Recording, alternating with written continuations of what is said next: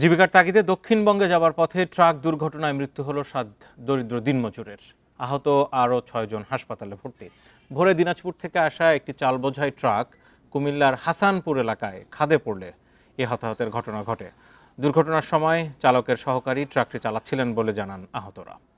দিনাজপুর থেকে কাজের খোঁজে কুমিল্লা ও ফেনী যাচ্ছিলেন 13 জন দিনমজুর। খরচ বাঁচাতে সোমবার রাতে একটি চাল বোঝাই ট্রাকে চড়েন তারা।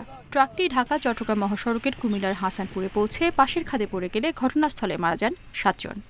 বাড়িতে কথা বলে আসছে কি ঠিক আছে আমি যাই, যেদিকে ধান কাটাকাটি শুরু হয়েছে, ধান কাটি 10 দিন ধান কাটে আবার বাড়ি চলে আসবো, এরকম কথা বলে আসছে। বোনের জামাই যেটা ও কোনো সময় বাইরে আসে নাই, এবারে হয়তো ওদের সাথে লোকজন নিয়ে আসছে বা আনন্দ সুরে আসছে, হয়তো একসাথে ঘুরবে বা কাজকাম করবে এই কারণে।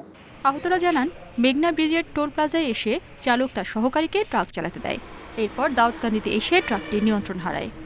আমার তো ভরা সব তুলে নিল, নিয়ে ওখানে গাড়ি ওজন দিল, ওজন দেওয়ার পর আমাকে গাড়ি তুলেছে মেঘনা ব্রিজ পাড়া, দাউদকান্দি ব্রিজ পাড়া, এই পাশে আছে এই ঘটনা।